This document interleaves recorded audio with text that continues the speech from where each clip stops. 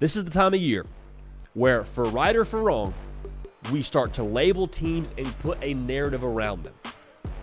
Who are those narrative teams, and what are the narratives around them right now in college football? Who are the most strong narrative teams, rather, when it comes to the 2024 season? Let's dive in right now. I think Florida might be the most loud narrative in the entire college football landscape right now, or they have the loudest narrative around them, that is. And the narrative that I keep on hearing around Florida is two things. One, they suck. Second, Billy Napier is going to be fired by October, if not sooner. And I understand why you're shouting about that, and it's probably something when you would ask someone why they feel that way, they would say, well, they went 5-7 last year. Well, Billy Napier can't really coach. Look at what he's done so far at Florida. In a vacuum, that argument makes sense. However, college football does not exist in a vacuum. When we look at what Florida actually is in 2024, they have a third-year head coach, which, again, the last two seasons leave a little bit more to be desired.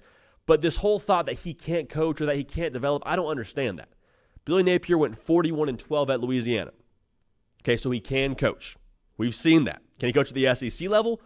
Remains to be seen, but he can coach. He has a track record of success. He can't develop is the one that I really don't understand, because he took Graham Mertz from Wisconsin, who was a 19-touchdown, 10-interception quarterback before he got there, goes to Florida, throws for darn near 3,000 yards, 20 touchdowns, and 3 picks. Also worth noting, multiple players from Billy Napier's teams at Louisiana, and for transparency, it's typically a 3-star caliber player in that conference. Multiple players from that roster are now either on an NFL roster or they transfer to an SEC roster. So yeah, he can develop. At the very least, you can say he knows how to evaluate and maximize talent. I think what we're doing with Florida is we're letting the schedule for this upcoming year, and it's brutal, don't get it twisted, we're letting the schedule for this upcoming year plus the results from last year going 5-7 dictate what we think they're going to be in 2024. And that would be okay if last year's team was this year's team. The team in 2024 for Florida will be very different, in my estimation, from what they were in 2023. Like, defensively, they're going to be much older, much more experienced, quite frankly, structurally much better on that side of the football, with Ron Roberts helping run the show there. They have multiple weapons offensively, from Elijah Badger to Shamir Dike. You know what Eugene Wilson is. You got a quarterback who I believe is very stable in Graham Mertz based on what he did last season. If that offensive line can hang a little bit, watch out. Watch out for Florida. I'm not telling you they're winning the SEC, but I am saying the Napier they're going to be, or the narrative around Napier they're going to be horrible, to me doesn't totally check out. Doesn't totally check out. Now, Clemson, another massive narrative team in 2024. The narrative around Clemson is that the fall of the Tigers, the fall of the Dabo era has arrived. Hey, that was great when they were reeling off college football playoff appearances. Every story has an end at some point in time, right? This is kind of the end for Clemson because they won't use the portal. They're no longer elite. And we've been very vocal on this show. Been very, very vocal. We think Dabo should and needs to use the portal. I think it's a mistake that he's not using the portal. I also feel absolutely zero sorrow for Clemson and their high expectations they have over there. Like, you have earned the right to have pressure on your football team because of what you've accomplished in previous seasons. So nobody is saying, oh, poor Clemson, it's too bad for them. Nobody's saying that. I also have been very critical of the perimeter skill they have. They just haven't had what they need on the outside. There's been nobody in the last couple of seasons at Clemson that's made me really concerned about what I have to do with my safeties in terms of how deep they have to play. Nobody concerns me about how deep you can throw the football. So there's some real criticism there, obviously. However, I also think there is a real basis for some optimism. Like, we talk about Clemson and the fall off for them. Like, yo, they won the ACC 2 years ago, right? Like, they won the ACC not that long ago. It's not like they're just in some crazy drought. Have they accomplished what they expect to accomplish out there? No. Let's not just act like Clemson is just left for dead. Also, they've upgraded on the perimeter. Now, we got to see it to believe it. Got some young cats on that roster that are true freshmen this year that I think are going to contribute for them in a real way. Antonio Williams, you know what he is. He is, I think, in the genre of wide receiver that they need to get more of, and they have more of. Tyler Brown, he stepped up in a big way last year for Clemson. Defense is still nasty. Peter Woods, Barrett Carter, I don't care about the returning production numbers. I just know what that defense is going to be. I think we all do as a college football community. Clemson's not going anywhere defensively. Garrett Riley and Cade Klubnik. Can we take another step? Can we take a step in the right direction? We've seen Garrett Riley dial up explosive with Max Duggan. That's not throwing shade at Max Duggan. I just think Garrett Riley has the potential to be able to get more out of this offense their second year in the system with a second-year quarterback in the system in Cade Klubnik. Will it happen? We'll see.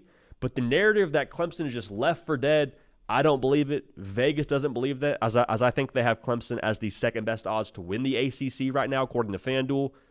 There's a lot to criticize about Clemson. But to assume they're just going to be a non-factor in the college football world in 2024, I think is irresponsible. I would not put dirt on the Clemson coffin at this point in time because I don't think there's anyone in that coffin right now out there in Clemson, South Carolina. Ohio State, massive narrative team. Massive narrative team. And that's just what, for a lot of these schools, too, the brand kind of invites some pressure and some criticism. Ohio State and Ryan Day, the narrative is they can't win the big game. They can't win the big game. You can't beat Michigan. You can't win the national championship. You can't win in the college football playoff. You hear that a lot. However, what's happening right now when it comes to Ohio State is they have consistently built a roster over the course of this offseason that is going to challenge for a national championship.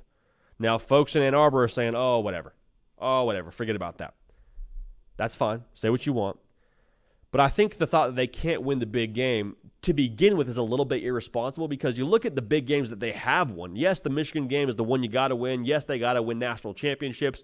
But like the game at Notre Dame, that's a big game. Is that the biggest game? No, but let's not act like they're just not able to compete in a top 10 contest. The game against Penn State. I picked Penn State in that game. Hand up. That's all me. I thought Penn State was going to be the better team on that day in Columbus. Wasn't the case. Made me eat my words that following Sunday morning, and they continued to press on and have an undefeated season until they played Michigan that last game of the season.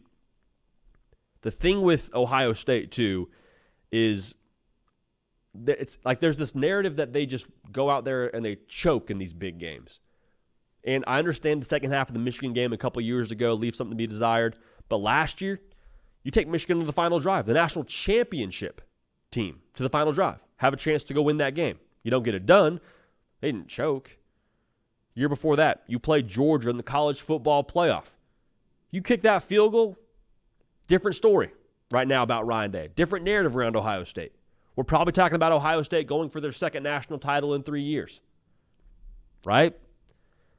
If Kyle McCord was the governor on your team last year, and that was truly the only thing that kept you from accomplishing what you want to accomplish, I'd be very excited from an Ohio State fan. Will Howard, I've said this many times, he is an upgrade. Say what you want about him throwing the football. He brings a mobile element to the backfield. You put another back in that backfield and Quinshon Judkins to go along with Travion Henderson. I love what they have on that roster, on that offense. I think Ohio State has exactly what they need. I don't know if they had that last year. I think quarterback position, for my money, was ultimately what kept them from accomplishing their goals. So they can't win the big game. I understand the narrative, but I would just be careful with that roster, what they bring back on defense, with Caleb Downs, with all the weapons they have. I don't know if that's totally fair for Ohio State just yet. Expectations are massive. They always are in Columbus, but I would be a little bit cautious to totally just mail in and write off Ohio State as this team that can't get to the mountaintop. I think that's dangerous. Last narrative team to talk about here. There's a narrative around Notre Dame that they cannot compete at the highest level. Notre Dame, a big brand, a lot of success historically. Marcus Freeman's doing a good job there, but let's be real. They're not going to win a national championship, right? They're not going to be a force in the college football playoff anytime soon, right? Well, I'll say this. The college football playoff future is a little bit weird for Notre Dame. I've said for a while now I'd love to see them join a conference so it could help them in that college football playoff seeding department.